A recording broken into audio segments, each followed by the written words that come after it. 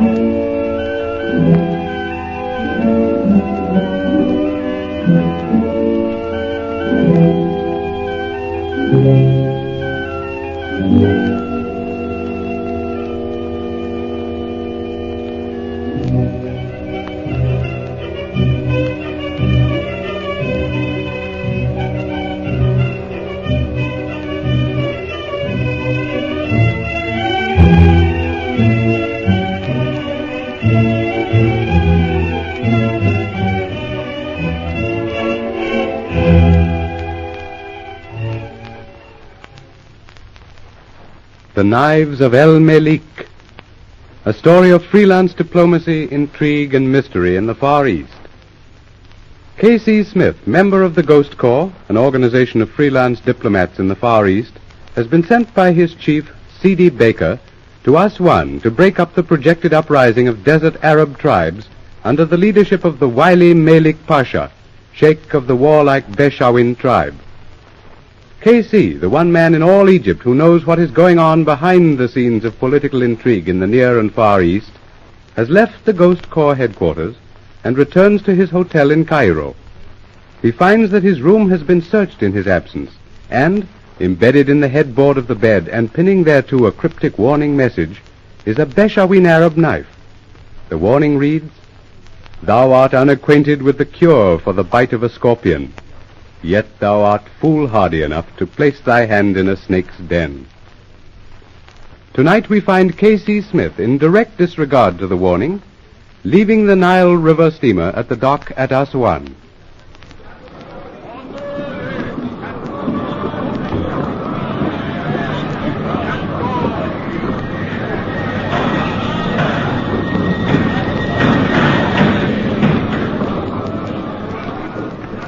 Here, Sheb. Take my bag. Your Effendi goes to the Grand Hotel? No, to the Shan Bazaar. Hearing is obeying, Effendi. Look, Mustafa. There, the Effendi leaving the dock. Had your knife not missed its mark in Cairo yesterday, we would not have our work to do over again. This time Mustafa's blade shall drink deep. Nah, fool. You have failed once. Leave him to me, Hassan. I shall not fail. Then follow, and may Allah guide your hand. I await you at the coffee house of Yaqub.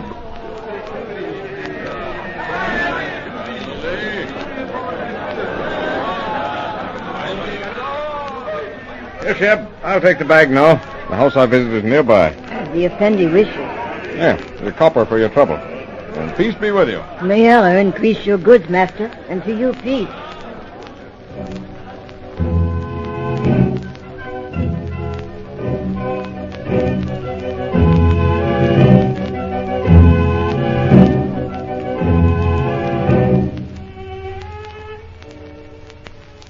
Mingling unobtrusively with the colorful throng moving along the street of the Shan Bazaar, K.C. presently arrives at a narrow, dark entrance. Quickly he vanishes inside. A moment later, from a darkened, latticed window of the Ghost Corps quarters, he closely watches the all-too-casual actions of a native in the street below. I wonder if that fellow down there is my contact. Almost too casual in his actions.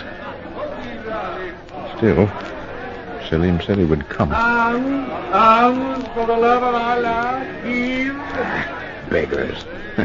The watchdogs of Egypt. The glamour of the East. Yeah. Smells, filth, intrigue. Plots and counterplots. That's the glamour of the Orient. That's strange. The code. And that fellow down there is still watching. I wonder. Da mean? A voice from the tomb, from one who casts no shadow. Aseb. G7. Come in. Close the door. Well, father of foul smells. So you're G7, eh? No, I don't suppose you understand English. It is unnecessary to reframe your query into Arabic, Yasid. Huh? I speak English, also French and German when occasion demands. Well, that's better. Salim didn't tell me you were a linguist.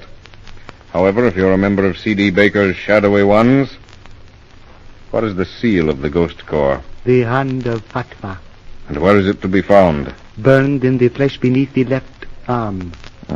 Let me see it. It is here, Effendi. Look. Good. I show you its duplicate. You see? Aye. Then you're Ali, eh? I am Ali. And you, Akasi Smith, G4. I am to place myself under your orders. Right. Salim told me you'd come to me here. Now, are you certain you've not been followed? Can the jackal track the cheetah, Effendi? Well, nevertheless, there was a man lounging in the doorway of the house opposite when you perched yourself on my doorstep. I'm certain he was watching this house. Did you happen to notice him? A Beshawin, a follower of Malek Pasha. Well, I came here openly enough. When the presents left the Cairo boat this morning, the Arabs stood near the landing, waiting and watching. He followed you to this house. Then they probably trailed me from Cairo. Are you sure he didn't see you when you came in? I am certain. Tell me, Ali, is Malek Pasha in Aswan? There are none who have seen him. It is said that because of an ailment, he remains in his tent in the Beshawin country, from where he exchanges words with a woman here in Aswan as to the progress of his plans. So, who is this woman? She is known as the Shahzadi Amira. So, it's true. I wonder if it can be the same. You spoke, Effendi? No, nothing, Ali. Have you seen this woman? Aye. And perhaps the presence has heard the name, knows the woman? Perhaps I do. It was several years ago that I saw her. She was then a girl of 19, but... it must be an error in identity. It can't be the same. Egypt is full of women named Amira. This one would be no more than 23. And she is as beautiful as the stars when only one shines in the heavens. You're a poet, my friend. But how is it that a daughter of a Tassalat Sheikh and that bloodthirsty old villain Malek Pasha are working... The story came to me like a desert sand whisper in the night.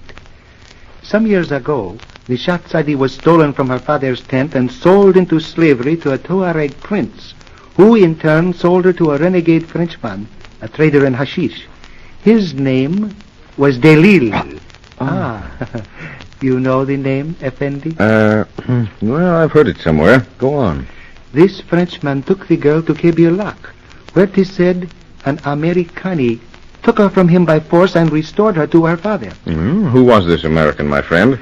It is whispered among the desert tribes that he is an honored guest among the Tassalats, that their chief, Ibrahim el-Tawak, calls him friend. Well, what has all this preamble to do with Malek Pasha and the girl Amira? Presently, Effendi, presently. This Americani has been described to me. So, what does he look like? He is tall, like yourself. His eyes are gray, as are yours. He has over the left eye a small scar, similar, in fact, to the one I see over the Effendi's own eye. So? I might even be taken for the man, eh? It is quite possible. You're a fountain of information, Ali. But get to the point. What of Amira? A year ago, the Shahzadi disappeared a second time to reappear as a captive slave in the caravan of a Moghrebi sheikh in Egypt. The Moghrebis? Allied to the Beshawins? And Amira probably sold to Malek Pasha and used by him as a decoy, a go-between in the furtherance of his plans for an uprising. All things are possible, Effendi. And speaking of Al-Malik, are you sure he's not been seen in Aswan? One can be sure of nothing but death, friend of my heart. You say contact between Al-Malik and the tribesmen is made through the girl. How's this done? She dances nightly in the coffee house of one Yakub, in the street of the silversmiths. Those who come to ally themselves with Malek Pasha's jihad are taken to her in an inner chamber. I see, and she relays these reports to El Malik? Yes, Kasi. The messenger might be intercepted? To what end? We'd learn nothing more than we already know. I have a better plan. Tell me, have you been in this coffee house? I have, Yazid. And did you see any Wadi Faregs among Yaqub's customers? Of Beni Wassels, Matsids, Maghrebins, and Beshawins, there are always many.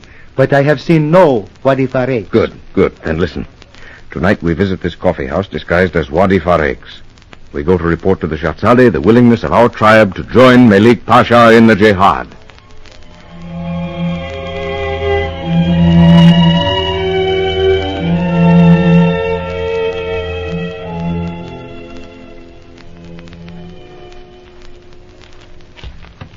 By Allah, Kasi, my friend, you look the part. Even to the stench of camels, the disguise is perfect. You are a true son of the Prophet. Practice makes perfect, Ali. Where is this coffee house? As I said, in the street of the silversmiths. It is not far. Ali, were you to try to locate arms and munitions cached somewhere between here and Cairo, or are you taking care of this end only? I know nothing of such things, Kasi. Oh, all right, let it go. We'll look into that later. Just now we'll concentrate on the coffee house. You're armed? A knife, Yazid? Right. We may need it. We're being followed. Followed? Oh, you mean those men walking behind us? Yes, 4 of them. They picked us up right after we left headquarters. I'd like to see what they look like. Then let us await them, here, under this archway. Right. Followers of El Malik, I suppose. It is likely, though none wears the burnous of the Beshawin. Do we speak to them? Let them come close, then we'll take them by surprise. I understand. Now. Salam alaikum, Arabi.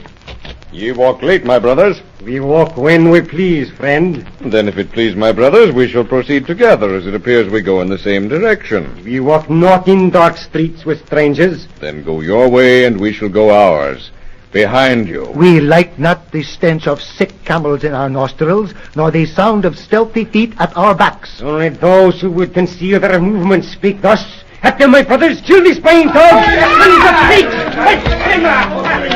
snakes!